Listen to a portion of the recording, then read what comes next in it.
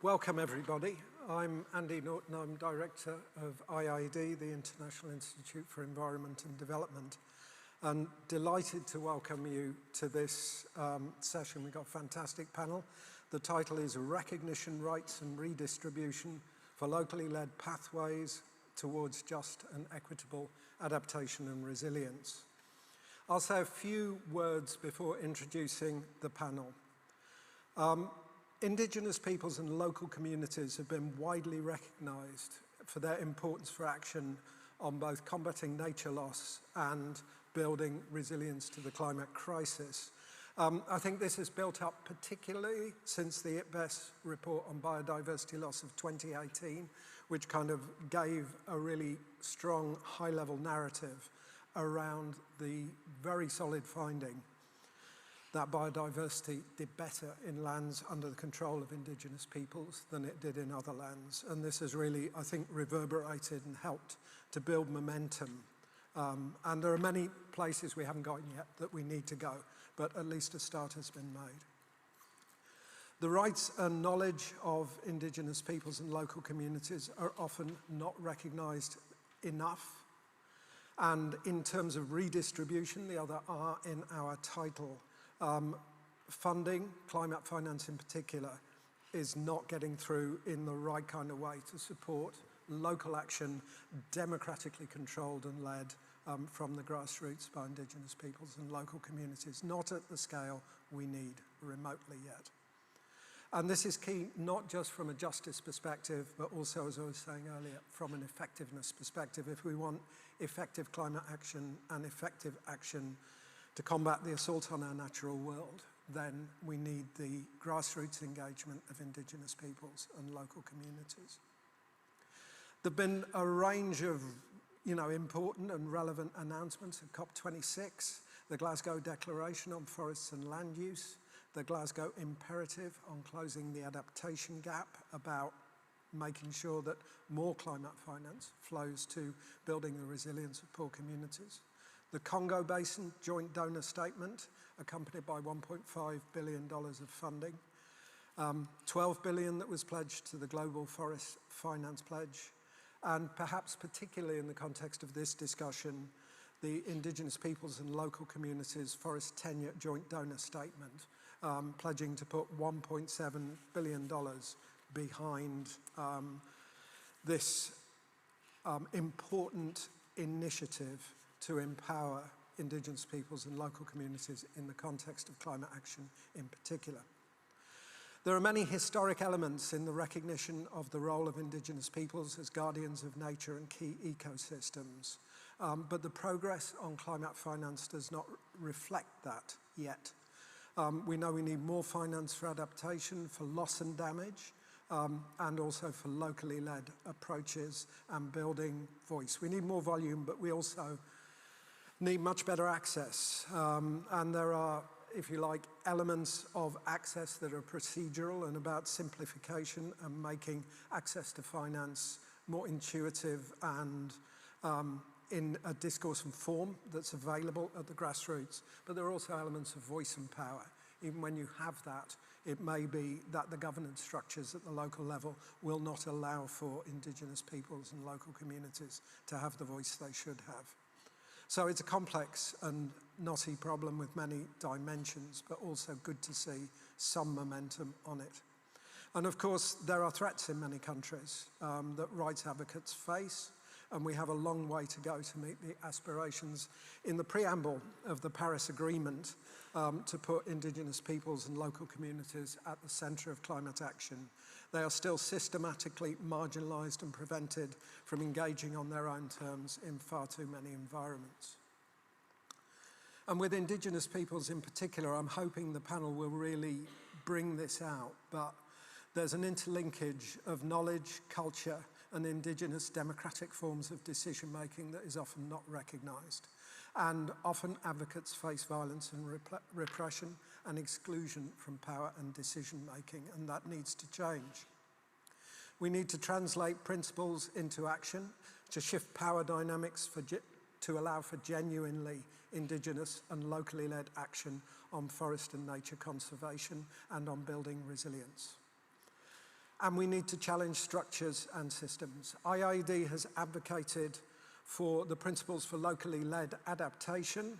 Over 70 organizations have now signed up. We had an event yesterday, and this does represent a sea change or a shift in the way many big organizations are looking at and thinking about this. And also yesterday, we calculated $600 million of announcements which were broadly in support of locally led initiatives or financing locally led adaptation initiatives. That is not nearly enough, and it should be just the start, but hopefully it recognizes some positive momentum in this space. Transformation will require resources, but it will also require recognition of Indigenous people's knowledge as key to action, recognition of land, territorial and resource rights as fundamental building blocks for the preservation of the integrity of ecosystems and resisting the assault on the natural world. It will require respecting the UN framework on rights of Indigenous peoples, including the key principle of free, prior and informed consent. And we'll need more resources able to reach the local level and support genuinely locally controlled action. We'll also need to see equitable governance arrangements, and this is really critical. If you cannot ensure the safety of people that are leading these processes, then the whole thing doesn't work. We'll need also to see solid grievance mechanisms in place to support that. So those are my introductory thoughts. I'm looking forward now to hearing from the panel. We have two components in the panel. Firstly, representatives from research organizations, and then keynote addresses by representatives from organizations from Indigenous peoples and local communities. The research organization speakers, please, you have 4 minutes each. And I'll name the three of them and then call them to speak.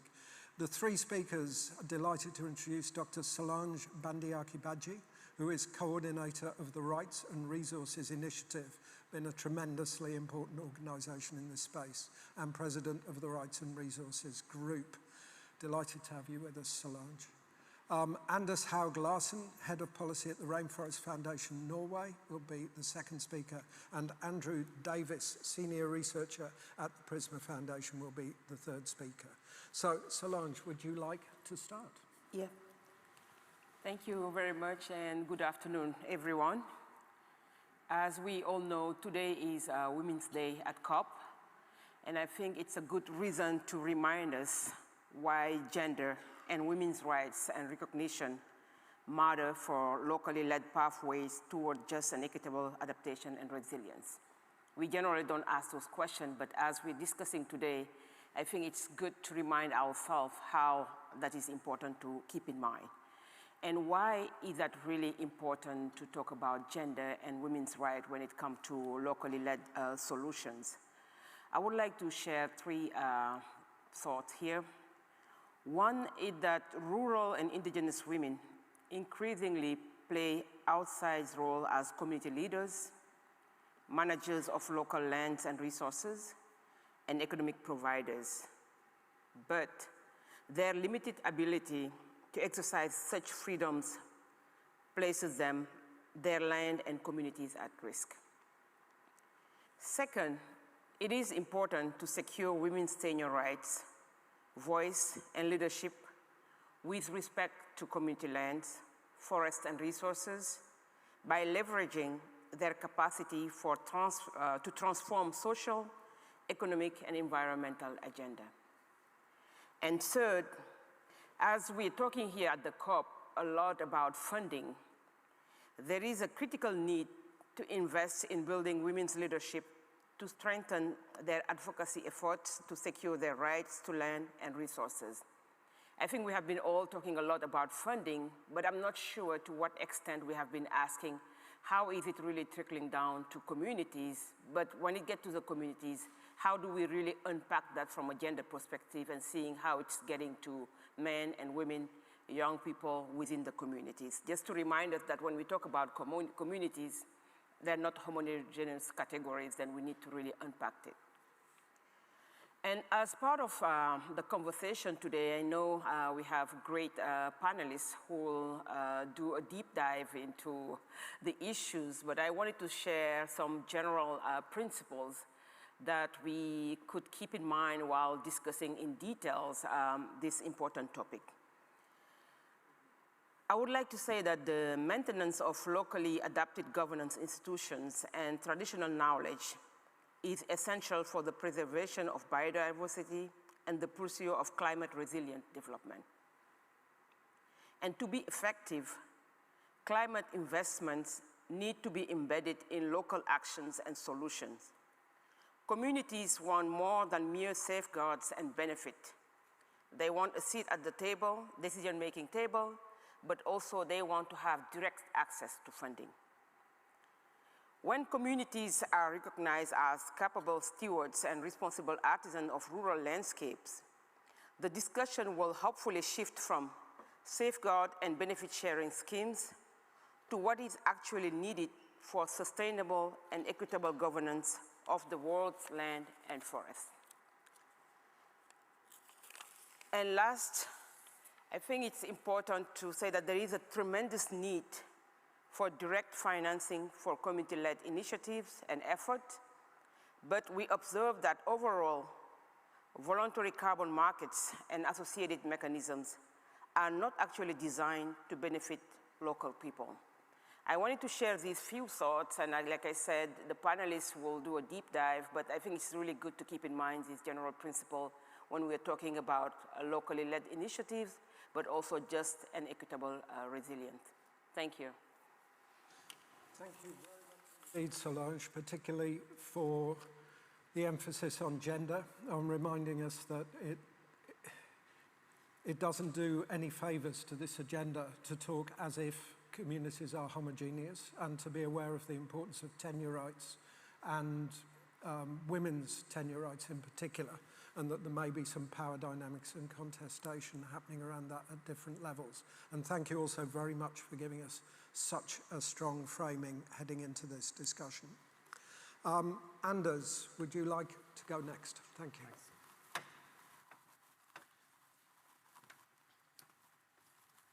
Thank you. So I'll come over here because I want to also show you a couple of slides for my presentation. It's good to be here, and I think it's important for me lay out the background for some of these funding pledges that we are discussing now. We started off in Rainforest Foundation Norway a year ago, wanting to highlight and map how much funding that actually goes to this agenda as of today, or has been going to that agenda over the last 10 years. And we do find a surprisingly small amount of the climate finance dedicated to this topic. So the short answer is that less than 1% of international climate aid does go to the agenda of indigenous peoples and local communities and their tenure rights and forest management. I think another important issue here is this graph showing the development over time, and it's quite stable. So I think one lesson out of this is that there hasn't been an increase, for example, after the Paris Agreement. It's been stable for the last 10 years. We also find, which is the two, not bars, but lines in the graph, that a small amount of this 1% again is going directly to indigenous peoples and local community organizations. We find that only out of the money flowing to this topic, only 17% has an indigenous peoples or local community organization in the project and project description. So I think we can say that there is a big need to increase this. I think this has been an important background for the discussions at this COP and the pledges that we see. And we do welcome the Indigenous Peoples Local Community pledge of 1.7 billion, which in our initial calculation is that it probably is a doubling of the funds to that topic by the signatories for that pledge. At the same time, the pledge isn't signed on by many countries. You have 5 countries signing on to this: UK, US, Germany, Norway, and Netherlands. And I do think there is a big potential to get other countries on board signing up to this. And to finish off, I also think there is a challenge here when we have these pledges for us in the NGO community and for us at large to be able to both present these issues at scale and also to be able to present them as fundable. And just to do 2 quick slides on what we think is one way of talking about this is that you here have the indigenous peoples and local community areas already granted or in the process of being granted in the Amazon. Obviously, you have the deforestation numbers showing that this is an effective measure to protect forests.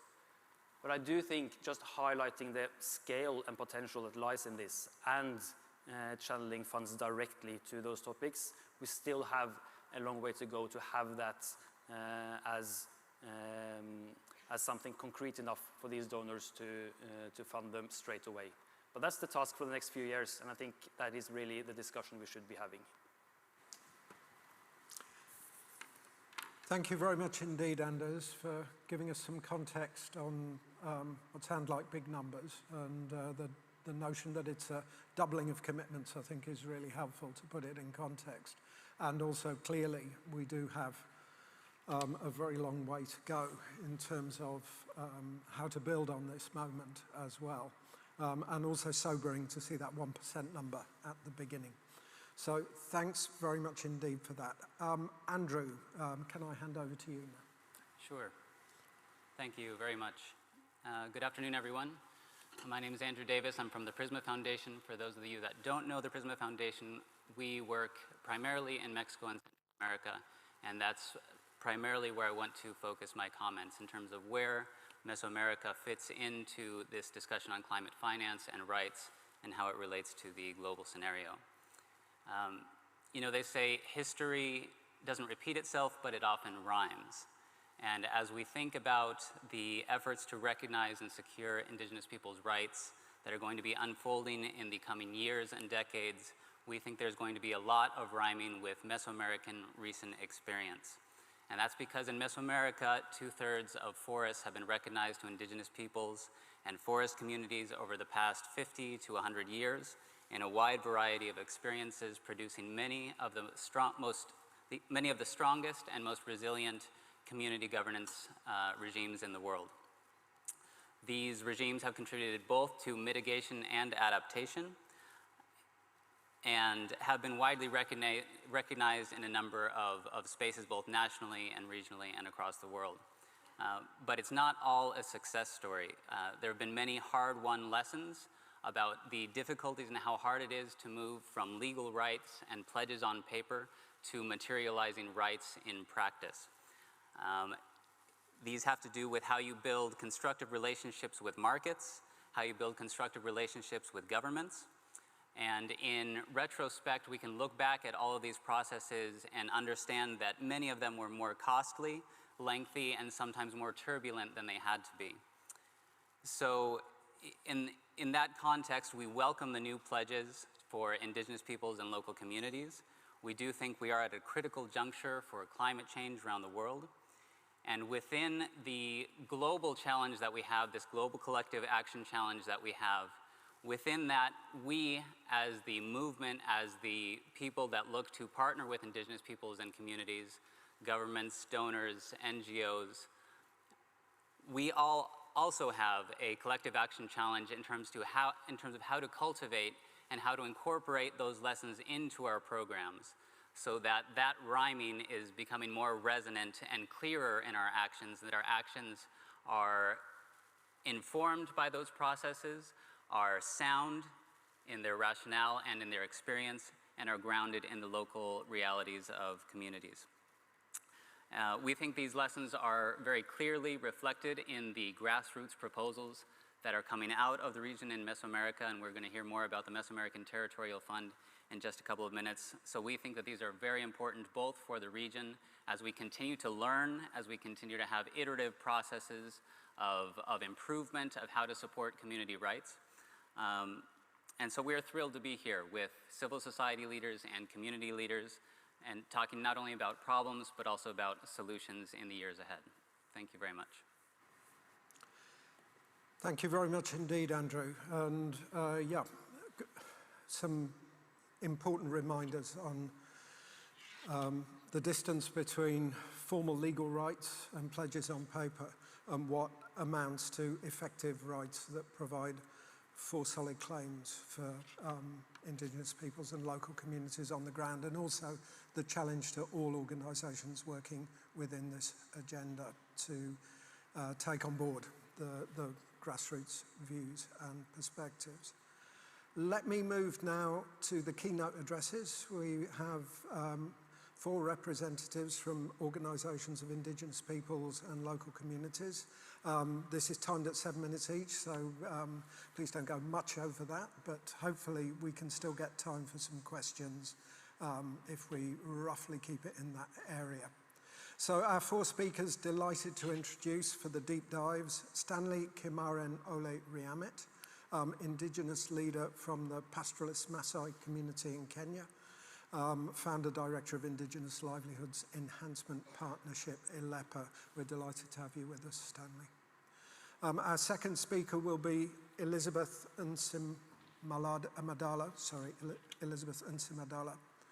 President of the East African Farmers Federation and immediate past president of the Pan-African Farmers Organization, PAFO, who is now in charge of women's affairs for that organization. Again, delighted to have you here, Elizabeth. Our third speaker will be Gustavo Sanchez, coordinator of the Mesoamerican Alliance of Peoples and Forests and president of the Mexican Network of Forest Indigenous Organizations.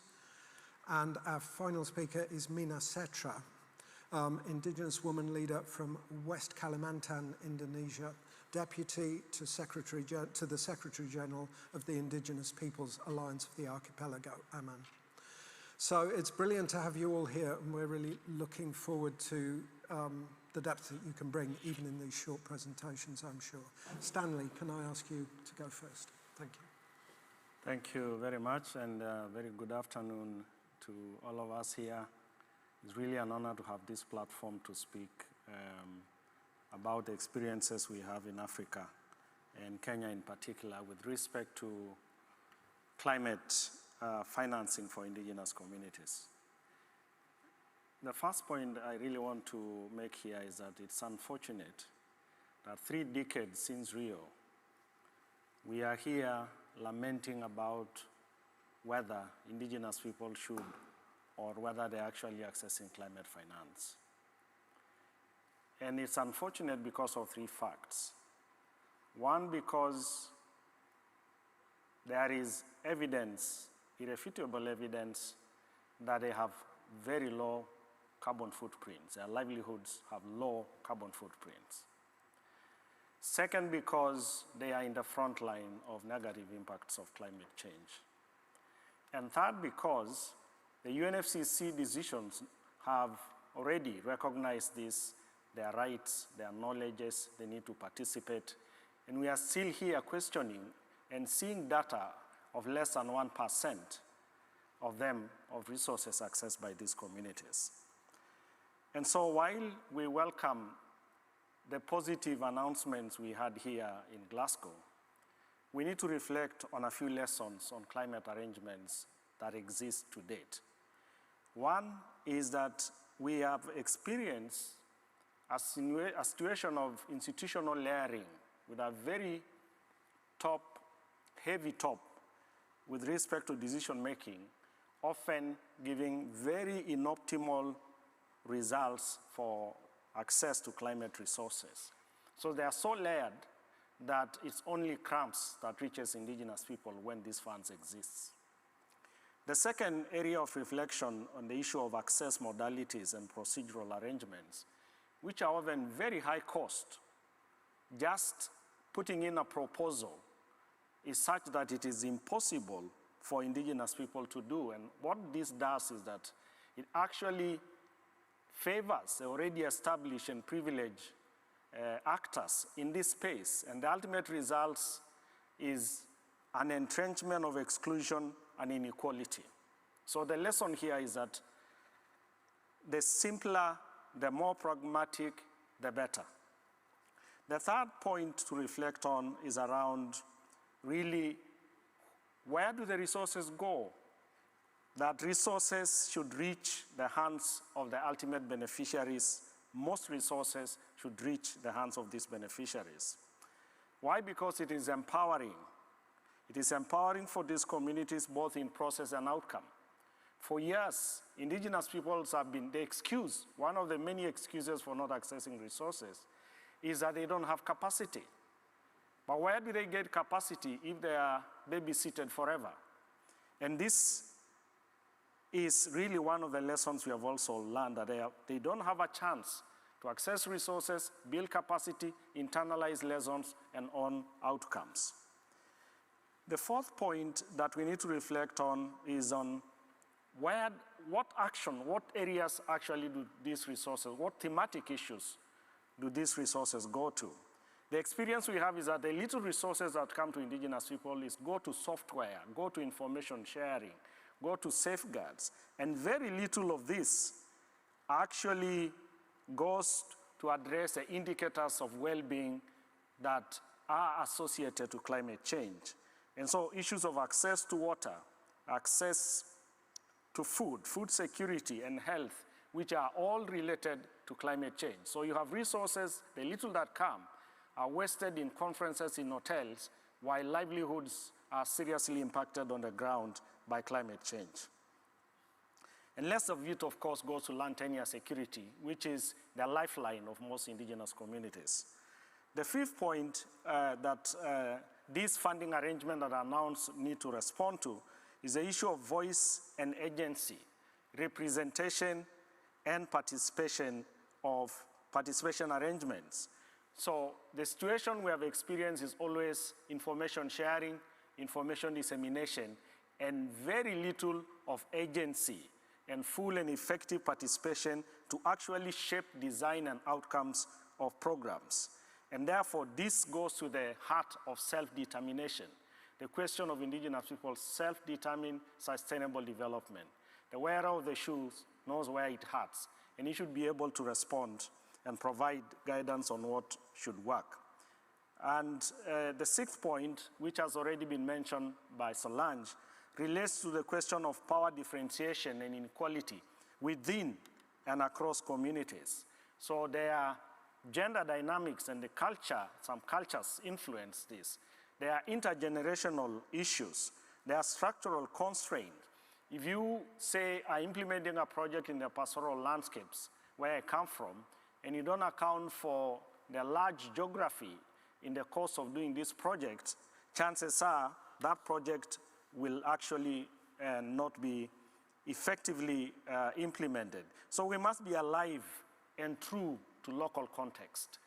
We must speak to the realities of these communities and the spaces they find themselves in. The second last point I want to make relates to the question of proactively reaching to diverse ecosystems. The situation we have here is that the little actually resources, and I think Ian's presentation did mention this, are going to tropical forested spaces of indigenous people. Welcome indeed, we love them there too. But the reality of the matter is that there are diverse ecosystems that equally sequester carbon, that are equally affected by climate change, that equally need these resources. In Kenya, for example, 80% of the landscape is arsal areas, rangelands used by pastoralists. But very little of these resources go, so they seem generally to be attracted on forest landscape. We say thank you for the sake of our indigenous people in these spaces, but I think we need to be more inclusive. And finally, for me, is the issue of project approach, short-term project lifespan approach to climate financing. So the little resources that come to indigenous people are perhaps 1 to maximum 3 year long. but to cause systemic change, to give project a social license to be implemented in these spaces, a programmatic approach, a long-term approach would be the most feasible way to go. So I finish by saying that in designing this and in announcing this climate financing, self-determination for indigenous people should be at the heart of it so that they design the approach, the target areas, and the ultimate outcomes, and they will own them. And I thank you for listening to me. Thank you very much indeed, Stanley. That was very rich. I think this issue of patient finance that's in it for the long term is critical for building, if you like, a governance structure around the finance that allows for self-determination, but also those points about diverse ecosystems and the need to broaden this focus out beyond the forest area and to be aware of power dynamics within communities and within indigenous communities also. Great to have those points made. Thank you so much. Elizabeth, would you like to go next? Thank you. Yeah, thank you so much. And thank you for inviting me to participate at this event and share our thoughts. From the Pan-Africa Farmers Organization, we are a continental platform representing over 80 million smallholder farmers in the 50 countries of Africa that are members of our 5 regional networks. So we have a total membership of over 80 national level farmers organizations that are under one umbrella, which is PAFO, that platform. So back to your question, I would like to first of all start by presenting the agriculture reality of Africa as a continent. So as you are all aware, Africa as a continent is dependent on agriculture.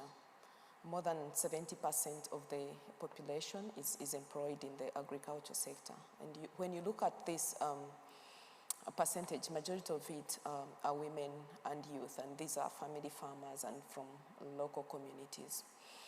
Again, when you look at the arable land for agriculture, I think we are all aware that 60% of this arable land exists in Africa. It's a continent with the youngest population. Majority of the population are youth. And all these are opportunities for Africa as a continent. But what is the reality? Our current import bill stands at more than $40 billion US, and it is estimated to rise to over 110 by the year 2025. What does this, tell us? With a huge potential, with a population, which are the opportunities, but again with a rising import bill. The realities of climate change are visible in Africa, and it is partly the cause of this rising import bill. We've seen a rise in extreme shocks, both in terms of the hot shocks in most parts of the western part of the continent. We've seen extreme rise in the wet shocks in most parts of the southern part of the continent. We heard about the cyclones that were in the southern part of Africa. We've seen the rise in the outbreak of pests and diseases in most parts of Eastern Africa. We've seen the fall armyworm, the desert locusts. All these have again led to a decrease in terms of production and productivity. But having seen all these, what do we also see as challenges that are not partly due to the effects of climate change, but because of probably the system and lack of investments in terms of adaptation to climate change? So generally, there's limited financing to support the agriculture sector, to support farmers, to support indigenous peoples in Africa. When you look at Africa Development Bank projections, they put lending loan portfolio in the agriculture sector at 5%.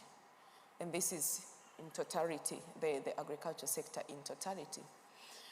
But even this 5% is not felt in the agriculture sector. But then when you look at climate financing and adaptation, probably it's less than 1%. But out of this, how much goes to the smallholder farmer? How much goes to the indigenous peoples? I think from our side, we really don't feel the impact of this kind of financing, as has already been mentioned by my colleagues. Again, the issue of policy environment, when you look at the agriculture policies in Africa, they really don't attract investments in the sector. There's a lot of over-taxation, a lot of double taxation to the agriculture sector. You realize that, for example, inputs are taxed, machinery is taxed. Recently, I remember we were engaging with the government of Kenya when they had introduced 16% VAT to inputs. So we had to put up a fight to make sure that that VAT was vacated, but it was because of a regional initiative, not that personally I'm born from Kenya, but because we have to speak for the rights of farmers, across Africa. Then also, of course, climate change affects the entire value chain development. But when you look at the investments that are put in place, to be able to shock absorb the impact of climate change, they are really not there in terms of infrastructure, in terms of technologies, in terms of innovations. There's a lot that really needs to be done in that area. And as has already been mentioned by my colleague, there's no data when it comes to adaptation means, but also to inform policies that should be put in place, to facilitate adaptation. But having said that, the responses that are being put in place by farmers' organizations, by indigenous communities, that are really geared towards improving the situation and trying to see that we can build resilience and do it on our own. It's not about talking, but we have to act, and everyone has to act. That's why our focus is more on building mutual partnerships, because no one is going to do it on their own. We have to work together, we have to create synergies to make sure that whatever actions that we are proposing, then we are able to implement them as mutual partners. So we've joined a global farmer-led climate initiative called Climakers. I don't know if some of you have heard about that. And this is an initiative that puts farmers at the front line. It is farmers first, where we are able to, one, collect stories on the ground on how they are being affected by climate change. But also not only stopping at the stories, we are able to also map out the different actions that different smallholder farmers and indigenous communities are putting in place to make sure that they adapt to climate change. And this forum also allows for, adoption of the working models. And we've seen increased adoption in terms of climate smart agriculture. When it comes to adoption, we've seen, most of our farmers adopting now to improved varieties that are disease tolerant, that are resistant to some climate shocks. We've seen increased adoption of minimum tillage practices and so forth. But also, we've seen most of our membership adopting to now technology and innovations. Innovations that are addressing challenges across the entire value chain, right from access to input services, inputs in terms of production, let's say inputs in terms of fertilizer, then also in terms of services like extension and so forth. And also when it comes to output market or of gaining, off-taker contracts, we've seen this happen. So again, we've seen increased involvement in the policy processes. This is from national level, continental, regional, and continental level, but also in the global space. You know, we've seen a lot of participation from our constituency at forums like these, where they are able to present their voices. So in general, I can say that smallholder farmers and indigenous communities are part of the solutions that we are all looking for if we are supported. Thank you. Thank you very much indeed, Elizabeth. Sorry to have to cut you short, but what I particularly enjoyed there was this sense of how forest and farm producer organisations can be a really strong part of the picture in building resilience, which is something we've found in our own work, and indeed the role of regional organisations as well, but the ways in which climate shocks are compounded for communities by policy shocks like double taxation and so on. Thank you very much for those observations. Gustavo, can I ask you to come? No. Gracias, Andrew. Buenas tardes a todas las personas que nos acompañan hoy en esta conversación sobre resiliencia, adaptación, cambio climático y financiamiento. Quiero comentarles que desde la Alianza Mesoamericana de Pueblos y Bosques, que es una agrupación de organizaciones de 6 países de la región entre México y Panamá, consideramos que un aspecto fundamental de toda iniciativa y toda política es quién la implementa, con qué recursos se cuenta para ello y cuáles son las prioridades.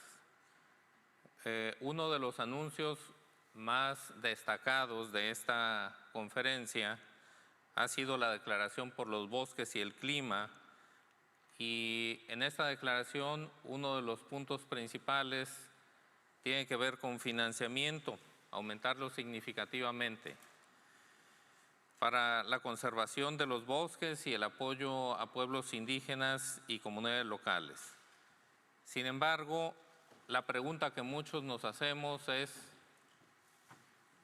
después de esta conferencia, ¿qué sigue? ¿Cómo se va a cumplir ese objetivo? Y desde diversas organizaciones que nos hemos juntado para formar la Alianza Global de Comunidades Territoriales, hemos propuesto una iniciativa que se llama Shandia para decir qué condiciones tiene que haber para que el financiamiento llegue.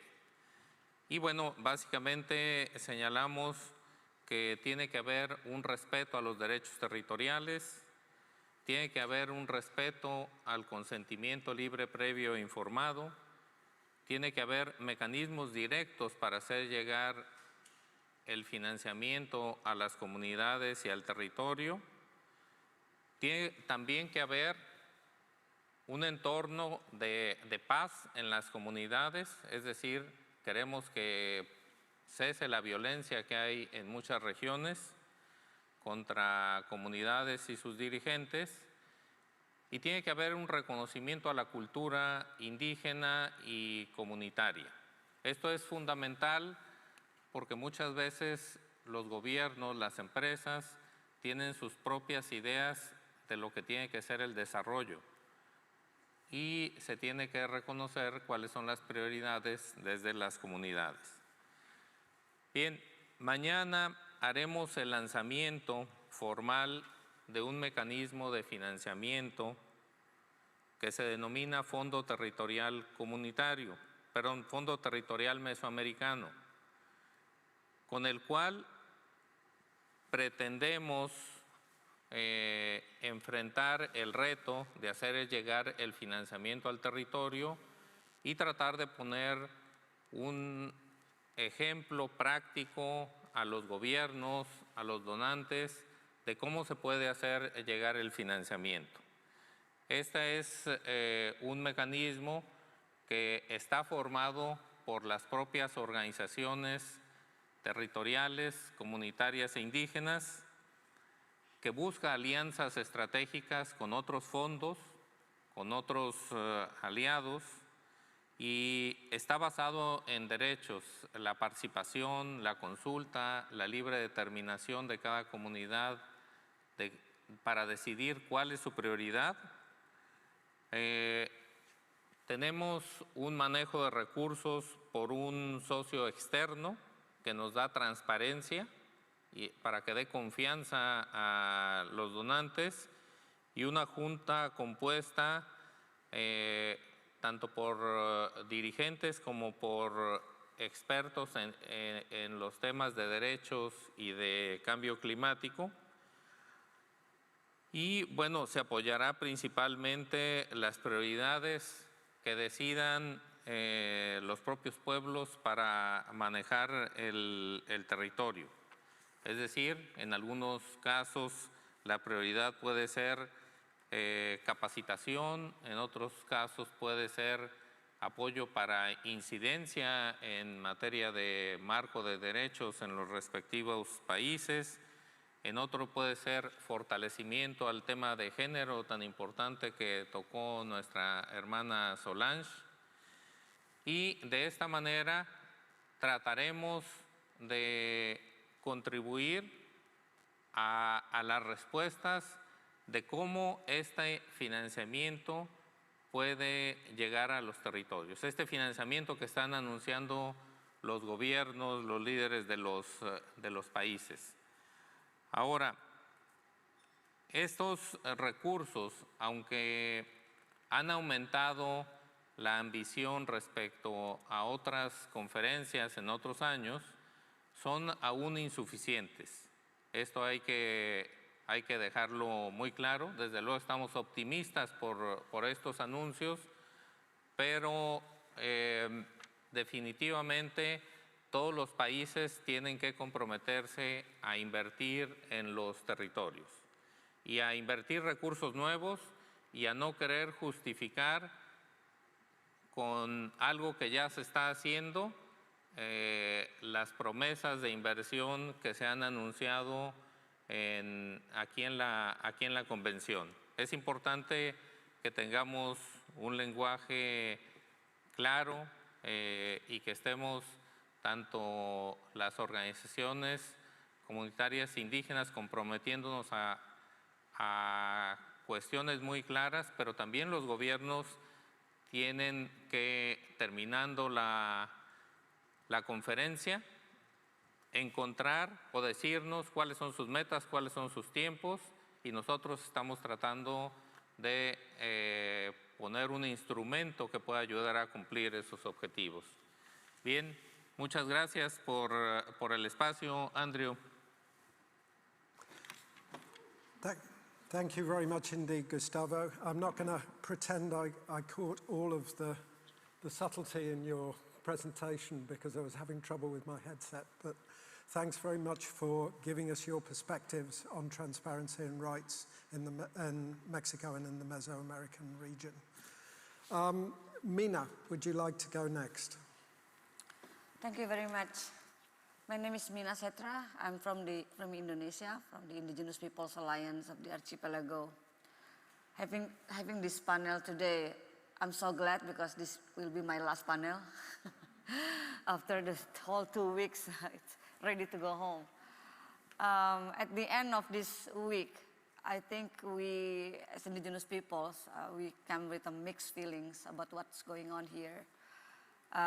Of course, at first, we are grateful with the announcement of the new pledge by the governments and a combination of governments and philanthropies, 1.7 billion for indigenous peoples and local communities, which is, it's set a motion that indigenous peoples and local communities' contributions is taken into account. Although it's actually small, if you talk about diversity of indigenous territories, geographically, it's huge, and also we are actually many people, many different groups, and I agree with my brother Kimaren saying that so far what we see is the rainforest has been favorite compared to others. These funds have to bridge these differences. There are indigenous peoples in coastal areas, small islands, in savannas, in many different geographical situations that also need attention, and they can also contribute. There's a lot of contributions from this different type of indigenous communities. Okay, at the same time, we just recently, maybe today or tomorrow, or yesterday, there's also another announcement of another pledge by People's Forest Partnerships with $20 billion for indigenous peoples and local communities. And this is a coalition of companies, NGOs, not NGOs, bingos, whatever we call it. But this is also another pledge. So there's two pledges actually that happened this time. And for us, if we are asked about our opinion about this, first, of course, we're thankful, but second, all these pledges must not make people forget about the real obligations of the states, of the countries, of the companies to really change their own business as usual. That is the most important things, because no matter how much money you give to indigenous people and local communities to help them protect the forests or territories, it won't matter if the business as usual is still happening the same way.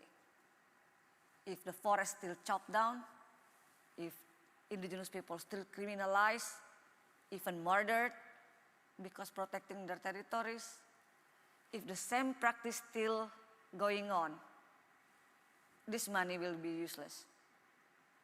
Because we cannot do this alone. We cannot, no matter how much, we cannot do this without protections. The research already proven that if our territory is protected, legally protected, we can contribute more than what we already do now.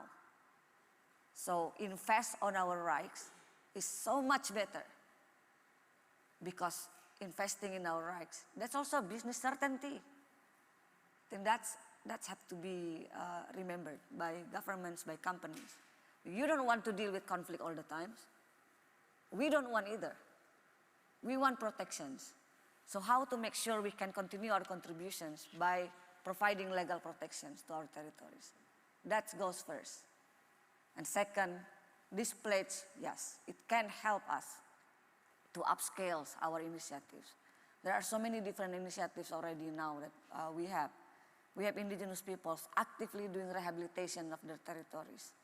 We have many initiatives on agriculture, local agricultures, organic farming, indigenous peoples and local communities-based conservations, local economic resilience. In Indonesia, during the pandemic, communities' food productions getting more rather than in normal times. Because we were locked down, so the community can be more actively working in their own communities, because they can focus. And we even send tons of rice to labor organization in Jakarta, in the cities. So this kind of contributions, it's never valued with money. It's valued in reciprocity. That's how world have to be. If we want to see the world in the future, that have to be it. How governments provide protections, indigenous peoples and local communities can continue defend our territories, our forests, our oceans, our land. Companies can still do your business, but how you do it with more care about the earth, care about our rights, and work together with the communities. I think that's the only way we can save what's left of our territories now. So that's the first feelings. I'm not done yet. The second other mixed feelings is, at the same time we are grateful with these pledges and things. We also we also concerned about the growing discussions on the carbon market. At some point we feel like it's so impolite, all these discussions. Because we've been protecting the forest, many indigenous people criminalized, even murdered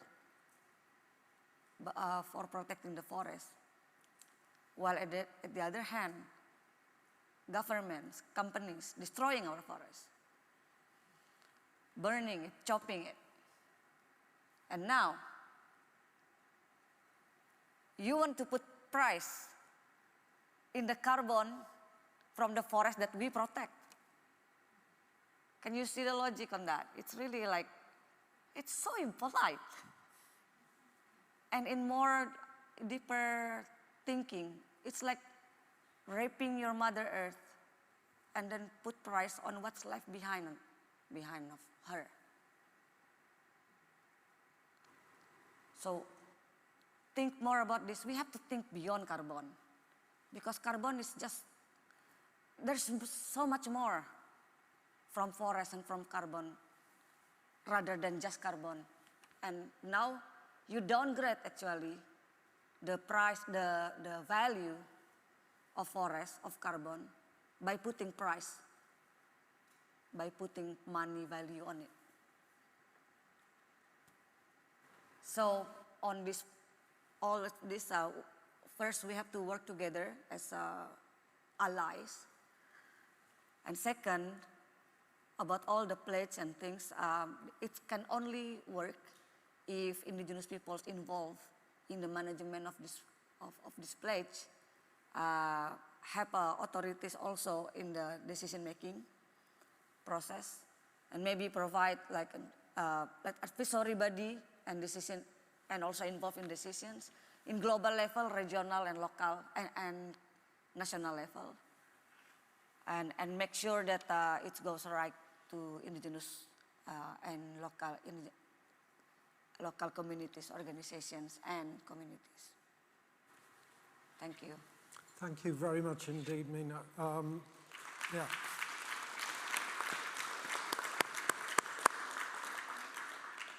I'm still thinking around your use of the word impolite, but it's this sense of thinking beyond carbon to the spiritual and biodiversity and other values, and that these are people's homes, or these are the homes of indigenous peoples. They're not just sites of a commodity that the world at this point sees as valuable. It's very eloquent. Thank you very much. We have slightly less than 20 minutes left now, and what I'd like to do at this point is to throw it open for people to ask questions. If you want to ask questions to a particular panel member, can you please say who it is? Otherwise, we'll use it around. There are microphones, I think, so just move to a microphone. There are 4. If you would like to ask a question, and please do. I'm not, yep. Okay, great. Hello, thank you all so much for that wonderful presentation. Can you introduce yourself, please? Yes. My name is Tyler White. I am from the indigenous lands of the Klamath, Multnomah, and Clackamas in Portland, Oregon. And I go to Swarthmore, which is the indigenous land of the Lenape people. So sorry. I've been thinking about this a lot. I'm in a course that's exploring environmental issues in Native American communities. And I've been thinking a lot because I think there's a very progressive kind of emergence of trying to use indigenous forms of knowledge, indigenous forms of being to be kind of this guardian or savior for the way that we currently exist in the capitalistic system that we have. And I've been very confused by and have a tension with what is really outside of indigenous people, as you were saying earlier, trying to maintain their self-determinance, their right to their land. What is really the onus or responsibility, or even the justness of asking indigenous people to offer to the rest of the world, the modern world, their ways of existing to save us when we have done so much to constantly create a system that disenfranchises, further exploits, and makes your ability to live less able. So I guess I'm just curious to know, like, what is really well, while we're here and this is amazing, I'm just curious to know, like, what utility do you bring outside of trying to maintain your own land and your own sovereignty? What is the usage or what really brings you into community to want to offer your ways of living, your ways of being in reciprocity with nature to the larger world? Because when I look at the United Nations, that's not the United Nations. You all represent nations, and yet you're not able to be at these tables because you're a part of a nationhood that doesn't exist and is fictitious. So I hope my question is clear, and if not, please let me know. Yeah, it's a very kind of high-level question about justice and about, you know, what it means to see the value of indigenous communities in these kind of meta-discourses about biodiversity and climate, and very appropriate. Does anyone want to respond on that? Any of the panelists? Yeah, Stanley, please do. Yeah. Yes, thank you very much. I think it's a very valid question because, in my view, I think indigenous people, in terms of resilient and climate-friendly livelihoods, represent a future that we so desire. And so, when invited to share, I think it's an invitation for those who have exploited the climate with an insatiable appetite for profit to change, as opposed to us, you know, I think the offer we do is to keep sustaining and living the way we know best in a friendly nature with the climate. And you see the same mockery that Mina is talking about with the, right now in this conference, you hear a lot about nature-based solutions. And it's presented as a new invention. While historically it has been demonized as primitive when indigenous people have sustained these systems with their traditional knowledge and belief systems. And so really I think the invitation is for those who had found another path to find the path of indigenous people of sustainable living with nature. Thank you. Thank you very much, and thank you for the question. Are there any... If I may. Yeah, sure, please do. I'm Professor Thomas Reuter from the University of Melbourne. I'm on the delegation of Future Earth. I've worked with indigenous people in Indonesia for many decades. And I feel that it is, like you also said, it's very difficult to have local people who have such a huge diversity of different needs and capacities. And wouldn't it perhaps be an idea to enable local actors of various kinds, whether indigenous or not, to help each other through a knowledge exchange? It can be in different forms. One is the kind of activity that we see from organizations like La Via Campesina, who've done great work through farmer knowledge exchange between different countries. I've seen the amazing results that sometimes produces. The other possibility is to facilitate that kind of exchange digitally through a platform. And I'm actually working with a team who are trying to develop such a platform. And maybe some of that money should be helped to facilitate this kind of peer-to-peer exchange so people can help each other who have similar problems, and some might have innovative solutions. Share. Thank you very much indeed. I'll take one more question at this point and then move to ask each of the panelists to offer some final thoughts. Please. My name is Gilberto Morisho. I'm Head of Impact, Equity and Inclusion for Colectivo. My question and my reflection is that we are a crypto innovation company / NGO that wants to create local community ownership of natural assets and use that as a way, an underlying way of creating regenerative finance that is owned by the community itself. Now, what I hear from you, I have forgotten your name, the lady in red. Mia. Mina. Mina. Yes, is that money, you cannot commodify forests. You cannot commodify oceans. And I agree fully. I think you can never fully represent the value that they have. The reflection that I have in return, and the question is, in which way can we use digital representations of the value of forests as a way of creating innovation and creating regenerative finance? And I would love to connect with you on this later on. Thank you so much. I'm going to go back across the panel now at this point. We have a question on peer-to-peer learning and a kind of similar question on digital platforms as well. So please, any of you feel free. I hope somebody does take up those two issues. But going back to the panel, it would be great if we could close with your final thought on something particularly important in terms of action that would help to strengthen pathways towards just an equitable adaptation and resilience with a particular focus on Indigenous peoples and local communities. Sorry, that was a bit of a mouthful, but I hope you get what I mean. So let me move across and start with Andrew and take 2 minutes each, please. Great, thank you, Andrew. I think I'd respond to the question and proposal on knowledge exchanges, perhaps in two senses. In the first, I absolutely agree.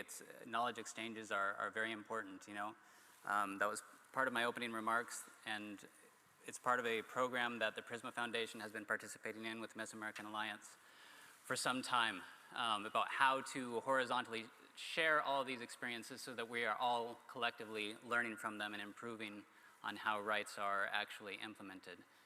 I would love to speak with you afterwards. We've had a number of exchanges, actually with several, with participation of people on this panel between regions.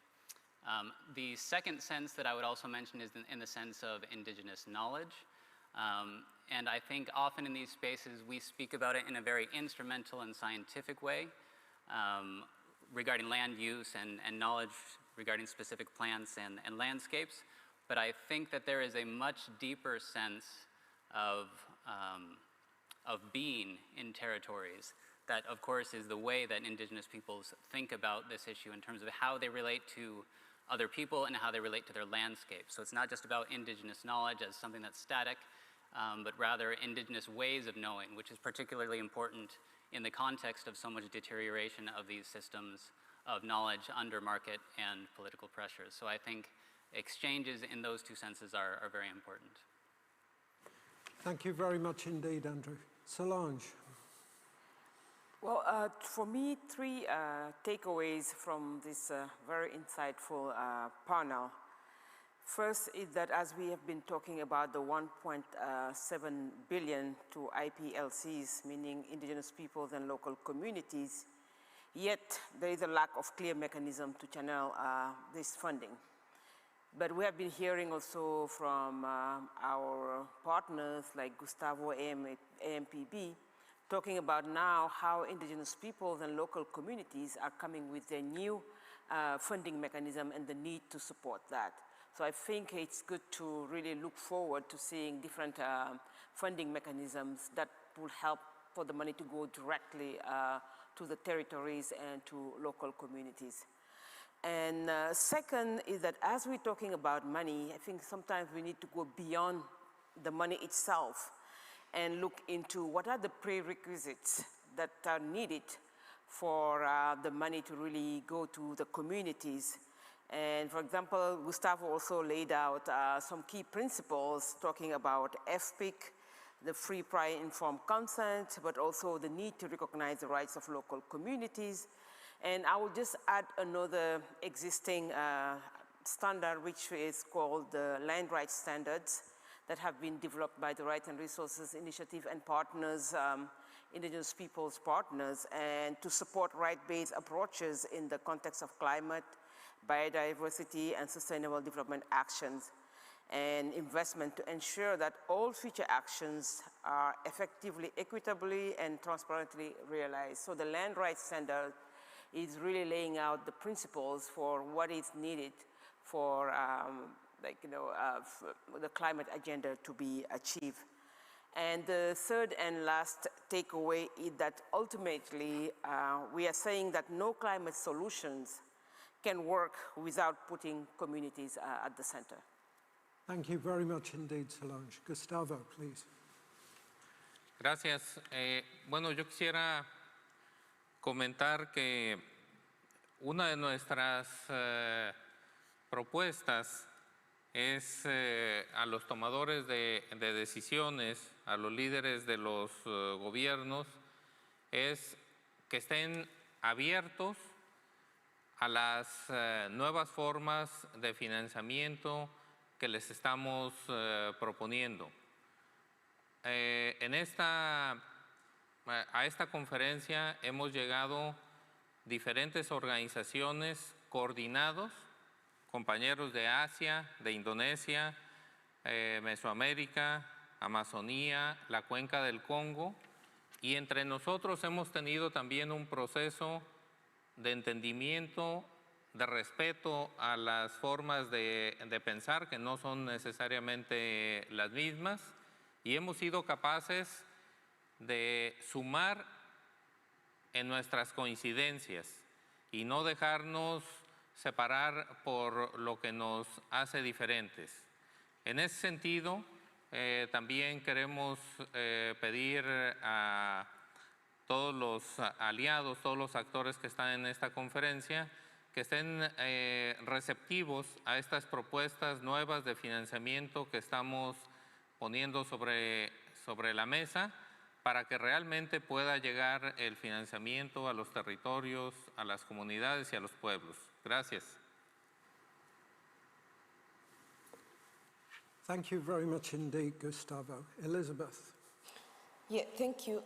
I'd also like to add my voice on and comment on the issue of exchange and peer-to-peer learning. I think this is a good initiative, and we believe in that as producer organizations and I think as indigenous communities. And beyond that, we could also look at doing comparative studies on some of the working models within different countries. Even beyond the models, there are a number of practices that are happening elsewhere that are nature-based and which can really be put to scale. We've tried an initiative on youth, the Africa Youth in Agribusiness platform.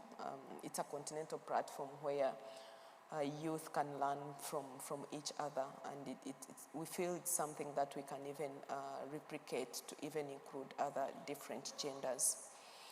Then some of the actions that I see moving forward, I think there is one, then a need to recognize the contribution of indigenous peoples and local communities, but also the producer organizations in terms of their role to climate change adaptation. And this should come with a lot of equity to these constituencies, but also treating them in a fair manner. And we really need to see power being balanced, across the different value chains. But also on the issue of access to climate financing, there has to be a clear mechanism and a clear structure on how this kind of financing should be accessed. As we speak now, I think when it comes to the producers and I believe the indigenous communities, it's been a struggle. You can't really tell where these funds sit and how to access them. We really need to have like a private window on how these funds can be accessed. Thank you. Thank you very much, Elizabeth. Stanley, any final kind of thoughts on the way forward? Yes, first is enough of tokenism. As indigenous people, we've had enough of tokenism. What we want is effective space for self-determination. And third is we invite other actors to learn with us the sustainable way of living with nature. Thank you very much. Thank you very much, Stanley. Mina. Thank you. I think many of my colleagues already talked about how to make sure the funds goes directly to communities, to indigenous people organizations and local communities organizations and communities. I want to talk about the monitoring of this fund, this pledge. Because this pledge is coming from different organizations, different countries, different institutions. So how do we know that the fund will be really disbursed or distributed? How much, how it will be distributed? I think that we need an organization or whatever it will be that monitor these funds to make sure that in the next 2-3 years, the people who announce it can really say that, okay, we already did 1.7 billion, right? If not, then we will never know. Thank you very much indeed. And on the digital things, let's talk later. yeah, okay, great. Anders, a quick word. Yeah, quickly. So I certainly think that's important for 1.7 billion, but obviously just as important for the 19 billion that's also pledged. And yeah. to monitor that properly, and also I think there is a lot of responsibility for these countries that have pledged all of this, that they need to make sure that it goes to the right, into the right hands, also in terms of policy. Because I completely agree with the point that Mina gave earlier, that you can only come that far with direct funding. You need the political change as well, and that is really the big question. Thank you very much. Look, thanks very much to everyone. I've overrun, so I get a black mark as moderator, but it was, I think, a really rich discussion. If I have one takeaway, it's this sense of a dynamic and changing reality with multiple elements beyond finance, rights, the importance of context, the importance of moving beyond forests and beyond instrumentalism around carbon. I mean, these were really rich parts of the discussion, and I'm sure we could have carried on. But for now, let me just give a huge thanks to our panel. It was a great discussion. Many thanks.